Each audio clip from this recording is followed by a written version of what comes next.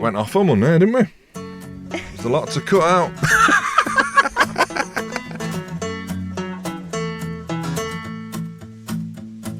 Hello and welcome to another new episode of Lash with me, Joanna Page, and... Me, James Thornton, Joe's husband. Who's allowed to come on every now and then. Yeah. Well, we've had some fantastic news because we've been getting so many listeners sending lots of their questions and their voice notes and their messages in. We have decided that we are going to do an extra episode which is going to be released every Thursday where we listen to your voice notes and we answer your questions. Be those on parenting fails, dating disasters, anything basically that you want to send to us, you send to us. And we, I think, can sort things out. And also take a bit of relief in the fact that you lot have got loads of parenting fails as well. We've got 4 kids. We've been married, 25 years? We've been through the lot. So I don't think there's much that we haven't seen, heard or experienced. So every Thursday, we're going to be tackling your issues. So send those voice notes in. So, oh my gosh, we're coming up to, they're going into another, is it a half term? Is it classed as half term? No, it's the end of term. It's the end of term. It's the end of term. We're heading into Easter now, aren't we? Yes. It's their last day today. They're in for a half day. Well, I wouldn't even class it as a day. I don't understand why, when it is the end of term, why, well, I don't know if it's just our lot or if it's everywhere, hours are finishing at 12 o'clock because it's the end of term, it means that no one else is working or anything. I mean, wouldn't it be lovely if it was the end of term for all of us? If we all just went 12 o'clock, yeah, we don't want to work anymore. We don't want to do anything. Let's just shut up shop and let's all go on holiday. But no, we're not going to be doing that. We've got a bake sale at 12 o'clock as well. Which we haven't done any cakes We haven't for. participated in at all. Bo did want to bake the other day, and Noah did, and I just shut them down and said, no, I can't be doing with that. Do you know my excuse, though, is like we've got 4 kids. That's our excuse for everything. I'm not going to do the WhatsApp admin or be the, what's it called, the person who does all the rep, the parent rep. The parent rep, yes. Yeah. Don't expect me to do that because it's just not, first of all, it's not in my skill set. It's not something I would enjoy doing. But secondly, oh my God, you are a bit of an we've got 4 kids, so let's organiser. put us down the bottom of the list for that. And anything like bake sales or anything like that, I just always go, we've got 4 kids. We'll do our best. We'll try. Do you know what you did the other day? I put on my Instagram the wonderful Easter bonnet that I made for Bo. And that was dropped on me on my birthday when James said we can tick the box for school on whether she makes an Easter bonnet in school or whether we would like to make the Easter bonnet at home. So I've decided we're going to make the Easter bonnet at home. So I've organised a build-it-yourself kit, which is going to arrive off the internet. And I said, oh, that's really good then. Are you going to be making the Easter bonnet? And what did you say? Well, I didn't think it was a kit. I saw it and I ordered it and it was a finished item. So I thought, oh, that's great. That's going to come. That's done. Sorted. That's that sorted. Right? Serious? Because they had the choice, make an Easter crown in class or have an Easter bonnet. So I thought I should probably prefer a bonnet rather than a crown. So I'll order one. And then it came and it was like just some bits for crafting, wasn't it? Yeah, exactly, in a box. Which Sorry I about spent that. my entire birthday making. Although I got to say, I did enjoy it. It was brilliant as well. You did a really good job. It was really, really good. But yeah, I'm sorry about that. I gave you a bit of a Bumsty, bad pass there because I stitched you up really Well, well. no, it was quite enjoyable because as I'm getting older, I'm enjoying those things where I'm jigsawing, I'm knitting, I'm doing those, I'm kind of enjoying, and then chatting at the same time as actually crafting and making something and sewing everything onto that bonnet. It was really quite soothing. I liked it. Bo liked it as well, didn't she? Oh my God, she loved it. She's loved this week. They did an Easter egg hunt yesterday. Yes. She was full of it when she came back. She was. But She's full of chocolate as well. Yeah, but you know what, right? Oh, God, I picked her up yesterday and she had her little chocolate and her sticker and all of that had happened. She was absolutely buzzing. It was a really, really good day. We came out. She was so excited that as soon as we came out to the gates, she started running. And I was like, just please, darling, just don't run. Started running. Boom, face planted, cut her hand and grazed her knee. And she's got this new thing where it was the tiniest spot of blood.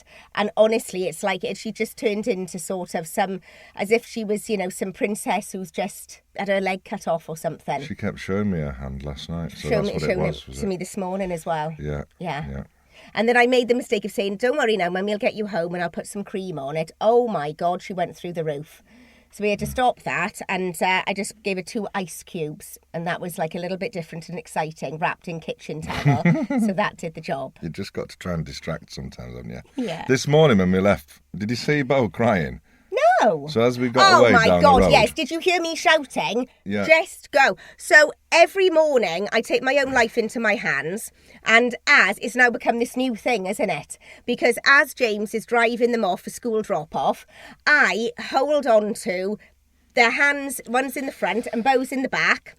It's actually quite dangerous. It is, actually. Yeah, I don't know why I'm doing it. It's just something to get her in the car. I keep thinking, what if you trip, actually? Oh, when Jesus. You do that. Well, I run alongside Especially whilst when you've holding got their your hands. Crocs on. Yeah, through the window. And I'm running alongside until the car goes so fast that their hands get ripped out of mine.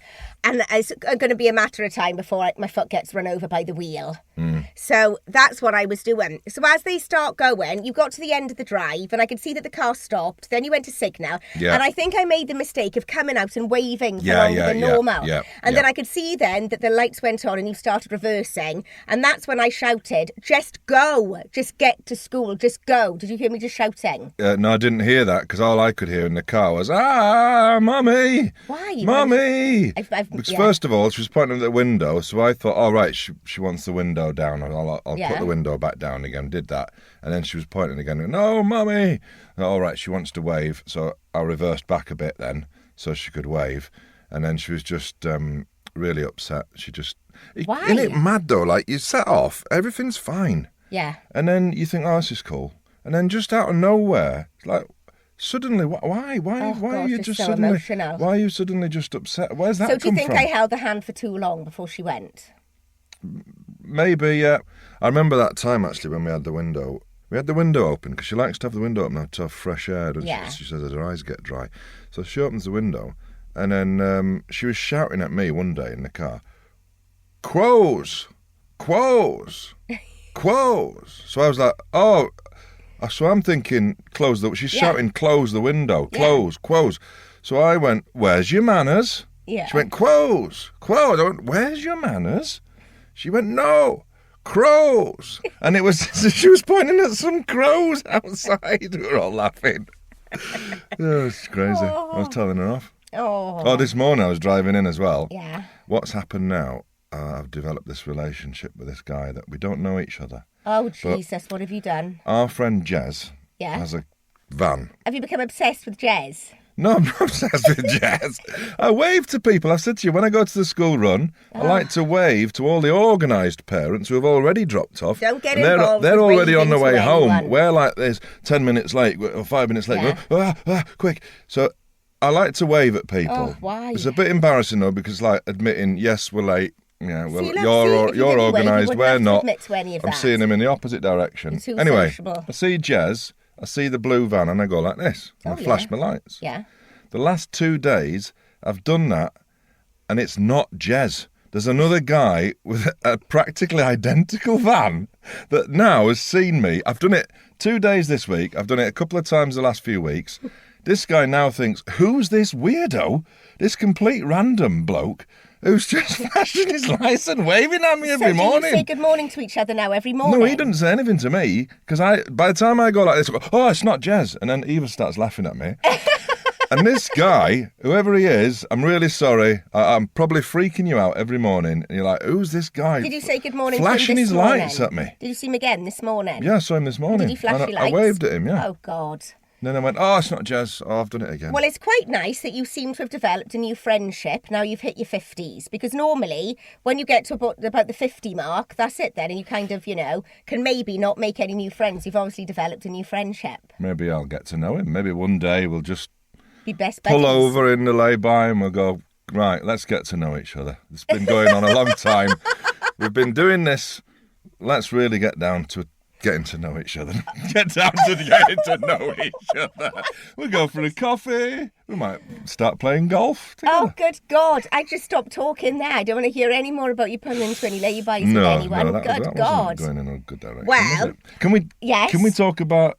Yeah. Can we talk about your mum and dad's? Yeah. Oh, my God, the dash cam. Dash cam. Oh my God, it's unbelievable. So we were talking, I think it was last week, wasn't it, about the fact that we were going away to the spa. Yeah. And Mum and Dad were coming to look after all of the kids. Yeah.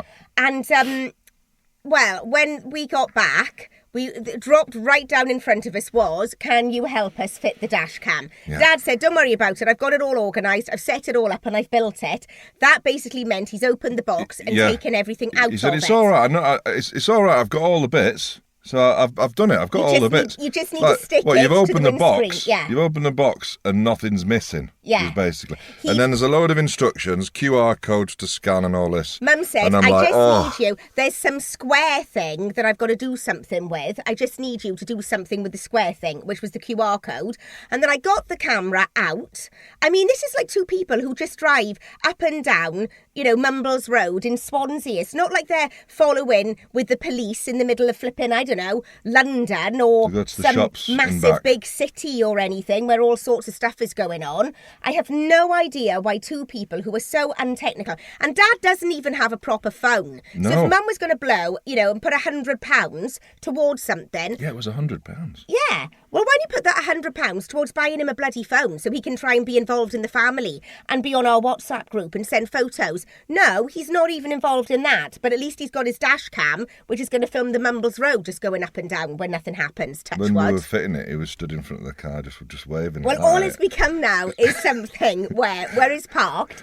Dad was standing in front waving. I went out the front and pretended to throw myself up on the car so I could said I could sue you now. Let's just hope he doesn't accidentally run over some innocent pedestrian and it's all caught on his dash cam. Oh my God. And he ends up imprisoned. Well, do you know what? Mum then said it's going to be awfully difficult for us driving home now and only being able to see everything through that little screen. And I said, Mum, when you're driving, you're not supposed to be just looking through the screen. Look through the actual windscreen. That's what you're supposed to look through. God, it's just got disaster written all over it, hasn't it? I can't wait to see. When they come back, I can't wait to see what's on that camera. And then you, being Mister, I have to research everything. And me and my dad are quite similar. Get it out of the box. I will read the instructions, but I'll be fast. But Dad was you don't read the instructions. I do. You never read instructions. You just get it out and stick it. This is just some blanket statement you make about me because I'm impulsive and I have got a very fuck it attitude and I get on with stuff. I don't feel the need to research everything for about 8 hours before I stick something on a windscreen. And I mean, when we first ever went camping, I don't drive around Tenby for 4 hours with a wife who's crying in the passenger seat going, just choose a field. And you going, no, but it needs to be the best field. That's what we literally did when we first went camping. He drove around Tenby for 4 hours until it was dark. Everything was closed. And we were like, oh my God, we can't even get to anywhere now. And then we just pulled into any old field. I was crying because I thought we were going to sleep in the car because you had to find the perfect field. It was a good spot though, wasn't it? It was a really good field. It was a brilliant spot. It was a nice amazing view. Yeah, it was good. Yeah. It was good. It turned out well in the end. Yeah. But yeah, Dad just wants to stick it on the windscreen. And you were like, oh no, I need to get the best view on the instruction video. I just want to know how it works. Put it on, do it properly. Work it out. Oh my God. Well, I can't wait to see what's on that video and what's going to happen with them. Yeah.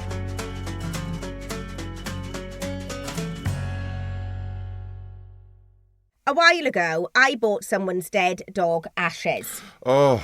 And this is now a thing, right, that's continuing in our house and continued this week. Practically every week now, he keeps coming up to me and saying, do we need to keep this? Can we get rid of it?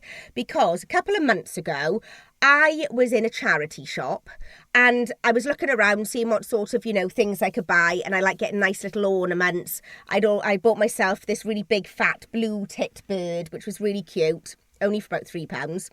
And it was really sweet. And then I saw this dog, but it was sort of like in this hard plasticky see-through material. It was like hard plastic and it was shaped like a tiny little miniature dog about that big, and it was full of sand and it had a dog smiley face, and if you looked underneath it was like it had been full of sand with a cork thing like on the bottom flat. And so I thought, oh, that's really nice. It was only about £1.50, so I thought, oh, that's really sweet to go on a little shelf and it's quite unique. I'm gonna buy it. Bought it, and then it was only when I showed my friends that everybody started saying, do you know you've bought a dead dog's ashes, that a dog's ashes are in there. And I said, no, they can't be. They can't possibly be. And they said, yeah, see, you think that's sand. Those are ashes. And see those bigger bits, which aren't, like grains of sand. They're hard, chunky bits. Those are bone.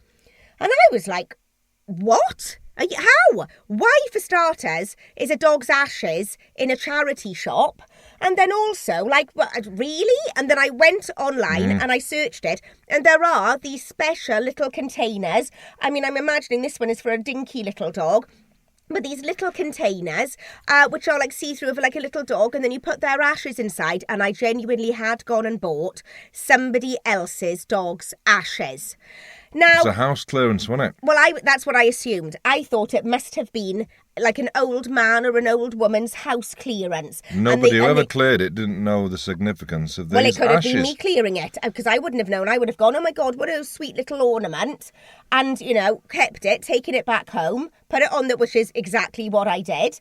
But now it turns out that I genuinely do have, after investigating, talking to my friends, and genuinely seeing it online, I've bought somebody else's dead dog's ashes. From Wales. So you got them in Wales, and you brought them all the way home. They've come all the way back home now. Away from wherever this dog lived. Yeah. You don't know who this dog was. No, I don't. What do you do? Well, I keep them. I want to keep them, and when the time is right, I want to take them to the park or to like a little tree or somewhere, and then I'm going to scatter them, say a little prayer, and then those ashes and that dog will be laid to rest there. Yeah. But I haven't managed to do it and have a time to do it, so the dog is still with us. Every single week, you quite heartlessly say, can I throw them in the bin? No, not every single week. I'm just practically. I thought you were going to say that. Sometimes I just think, it's so morbid. Like, you've got this. Morbid? It's I don't know whose ashes they are. I know that they're ashes, and it's given. I don't know. I just think we they shouldn't just be sat there, really, because we don't know. We should. Does it matter? It's a dog. What we should do. You should probably take them back to Wales. No, I'm not doing that. I'm going to scatter them. And put them on the beach somewhere. No. In the sea or something. No, I'm going to go out for a walk with our dogs. And when I find a nice tree, I'm going to scatter them there. And I'll say a little prayer and say goodbye to the dog. Right. If anyone's got any other advice about what to do, or they've come across these, I never even knew that these things existed. I've got to say, I don't know why you did buy it in the first place, though, because it wasn't even like a nice ornament, really. Well, I thought it was sweet. It's plastic.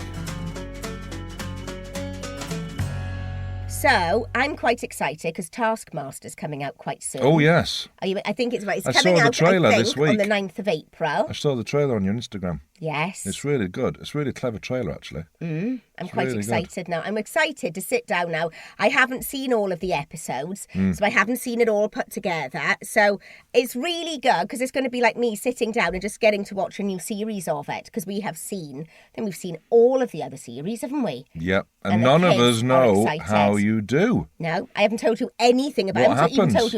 I have been so good, I've not even told you about any tasks, have I? I haven't told you about anything. No, I can't wait to see it, actually. Oh my God, Eva's the biggest really fan good. of Taskmaster as well, isn't she? Oh my God, She loves that show. She's excited. She loves it. She said to me, have you done anything that's embarrassing? Yeah. And I said, yeah, loads of stuff, but I'm not ashamed of anything. So, but I do think she genuinely will laugh. Are you allowed to say who's on the show now? You are, aren't you? Yes. Oh, yeah, because everyone's in the trailer. Of course you can. Yes. Yeah. But isn't it weird, though, when you're keeping a secret? That, when you're keeping a secret and you're scared about what to say, because I was doing an interview about it yesterday, and I was about to say Armando and talk about him, and then I went to say his name, and then I suddenly thought, oh my God, because for ages I've had to keep everybody's names a secret, and Eva was spying on things and listening to me, and she thought that there was a woman called Amanda. She'd heard me saying Armando, and then she said, and there's an older man in it as well, isn't there? Yeah. So, yeah, I think she'd seen a photo or something. And Joel Dommett's in it. Yes, Joel's in it. He's so Who gorgeous. The kids love. Yeah, he's love. He's like a Labrador or a golden retriever. He's so funny and so sweet and bubbly, and yeah. And Amy, well, Kamel is in it as well, who is just fantastic. Yeah. Absolutely love him. He's brilliant. And Amy is in it as well, who was in Last One Laughing at the moment. Oh yes, she We is. watched 3 episodes of that, and another did. 3 episodes have come out, and we need to watch the She's next brilliant. 3. I think she's really funny. What do you think of the latest series? series of Last One Laughing. Oh, I really like it. Yeah, we love it. I tell you what I love about it, that Bob's back. Yes, Bob Mortimer is back, who I've always loved, right from back in, Vic Reeves' Big Night Out, What's on the End of the Stick and all that. Oh, God, And he's brilliant. He's just so good, isn't he? He's so deadpan. He's got to win it, surely.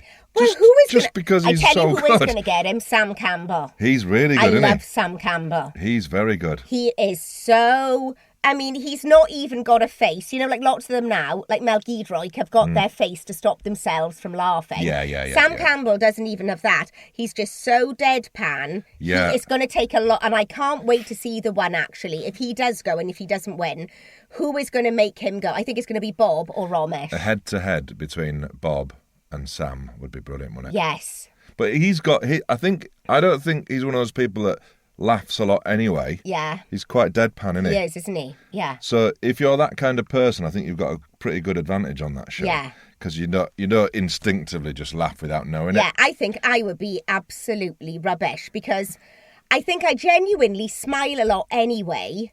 And I think, they just all bloody make me laugh. I think I'd go straight away. I'd find it very difficult. I'd have to put myself in an emotional state where I'm thinking of very sad things and almost sort of kind of being quite cryy and I'd have to put myself in a mood. And I wouldn't like that because I'd have to stay in that mood all day and I think it would get to me. How would you cope with I find it also it's a bit hard work sometimes, a bit tiring. It's good fun, obviously, it's a great show, but watching it sometimes I find myself trying to see if I can not laugh. So then you're like going watching it saying, could I do it? Could I actually get through it without laughing? Ramesh is very good, isn't he? Oh, he's amazing. I love him. He's got a natural deadpan as well. Yeah, but he's so funny. He's absolutely brilliant. So that is all filmed in one day. In one day. It's a pretty good job, isn't it? Yeah, when you think about it, right, I'm sure that you probably go through an entire day without smiling or laughing once. Yeah, I think you could do it. No, not if you had Bob Mortimer in there, Ramesh Ranganathan. Yeah, but I'd say that you're more inclined to being able to cope with Giedroyc. it because I think you're quite dour. No, but I like to laugh. I love to laugh. I think I mess about more than you do. You're always telling me off for trying to tell jokes and trying to make people laugh. Yeah, because half the time it's because I'm busy trying to organise something in the house. Or it's like bedtime or something. That's why I would never say that you were more of a joker. Would you go in if you were asked to do it? I think I'd be quite scared to because there's so many fantastic stand-ups comedians, right, that I really admire and respect, that I think I'd shit myself because I'd be like, I'm not on the same level, as these performers. They're people that you've admired and respected and loved for so long, and that you sit at home and you watch them. So I'd be like, I'd be too nervous to be in the room with them. But then that probably would help you because if you went in with a mindset of, I'm not going to try and make anybody laugh, like when Bob Mortimer said, do you have a kitchen island? Just stuff like that sets you off. Yeah. I'd be nervous about doing my Joker in front of everybody. I think I'd just be really paranoid in there because all I'd think about was, these are comedians that I think are hilarious. And I'm not a comedian, I'm an actress. And what the hell am I doing in here? I did a job once with a lot of comedians in it. What was it? It was a thing with Harry Hill. He did he did like a fake soap. Yeah, there were quite a few comedians in it. And then in the breaks, it was hilarious. I didn't say anything. I just get a coffee, just sit there, just laugh. Yeah. But they're like competing for gags constantly. So it's just dum, dum, dum, dum, and all the gags, it just builds and builds and builds. And because they're just they're comedians. They're witty, just always looking for a joke. Yeah. And then when you get a bunch of comedians together, they're just like constantly trying to outwit each other all the time, aren't they? Yeah. Have you ever taken your parents to something with your work or, something that they wouldn't have been able to go and do before, but you've been able to take them there just because of your work? Yeah, I have done. Yeah. What? Well, when I was at the National Theatre, obviously they were there to come backstage, which obviously because my mum was a big theatre. She was massive. She was a huge theatre fan. But I remember when I was on Emmerdale, I took her on set, and we went on into the Emmerdale village, took him around there, all looking at all the set and everything, and she started chatting with one of the props guys, And my mum was always the sort of person, she could say something that you'd go, oh, please, no. So she never really minced her words, did she? No. But anyway, this one, she was on set, and then the props guys are there. She goes, oh, I had a question I wanted to ask you, actually. The other day, I was seeing they were drinking tea in the show, and it was quite obvious there was no tea in the cups. Why didn't you just put some tea in there? Because it was too light. You could tell there was no tea in there. And the props guy's like, oh. And I was just thinking, please don't say that. Don't say that. Just walk around and enjoy it. Have a look around the wool pack. It was good on that show, though, because you could take people, friends and stuff, onto set and stuff. And it is like, Oh, God, I went hysterical. It's a legendary set, isn't it? It's like all these soaps that when I first went on to the wool pack set, I was shitting myself.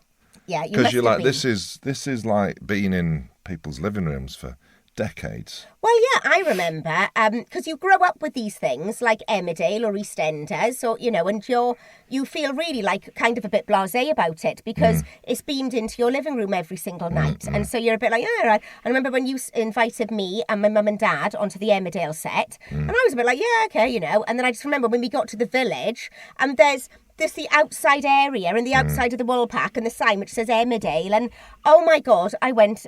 We all went hysterical because Dad's been watching Emmerdale since it first ever started, and then as soon as we went into the studio and then going behind the bar in the wool pack and into everybody's houses, and then when we went into your house, I mean, it's so flipping exciting. Gosh, they used to do real beer there in the wool pack. Did they? So when you were filming those scenes, if you had a day where you were filming all scenes in the wool pack.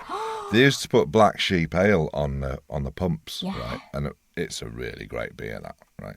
So if you were in there, if you didn't have a lot of lines, you'd have real ale as well, because they didn't want to sort of make fake beer, because it never looks right. Yeah. So you'd have real pints, and you'd just be sat there all day. If you didn't have many lines, and you're just sort of in the back of shop most of the time, especially the big party scenes or, New Year's Eve party scenes or something like that, you just sit there having a drink all day. It was brilliant in the wool pack. Have you ever been drunk on a job? Yes. When? Yeah, I did a film once with Pete Postlethwaite called Among Giants, and we had to film a campfire scene. We were playing these pylon painters in Sheffield, painting these pylons. So there was a campfire scene, and we were supposed to be all drunk. So we all decided that we would drink, and we just threw the script away. So we obviously knew the script, we knew the lines, and we went, right, just don't worry about that. We know the lines and stuff, but let's just let it just happen and do what it does. And actually, it's one of the best nights filming I've ever had. Were you really best? Yeah, I was drunk, but not massive. I wasn't off my head or anything. But then everyone was just improvising, so it was just fantastic, and stuff was just coming out of nowhere. And when you watch it back now and it's been cut together, you go, oh, that stuff you could never... The stuff that happened in that scene, you could never write, and it could never have done it if it was in a script.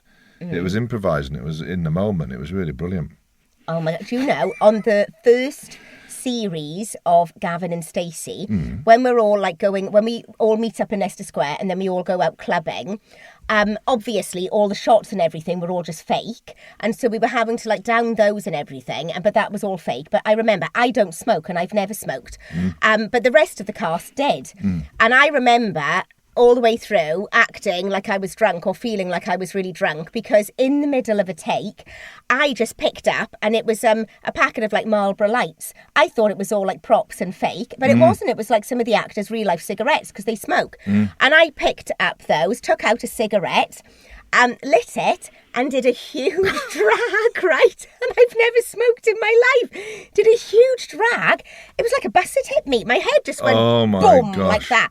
And then my head, but I never realised that cigarettes did that to you. Yeah. It was like my head was just floating and just all over the place. And I've been trying with herbal cigarettes, I've been trying to teach myself how to smoke, because Stacey was supposed to smoke. And I lasted as far as, I think it was when...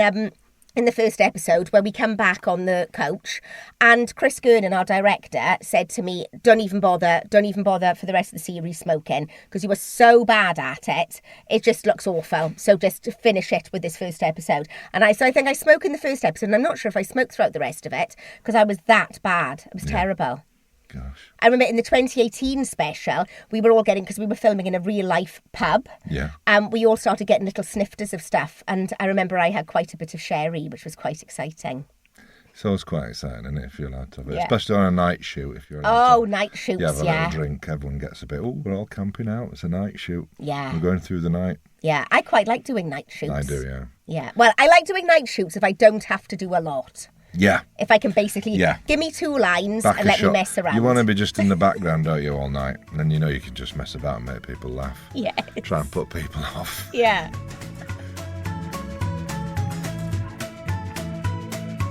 Please, will you send us your voice notes, your messages, any questions you got for us? Send it all to us because we've got a new show on Thursday and we would love to get your voice notes. Send them to 07453 38 22 59. And we shall see you Thursday. Bye! Bye!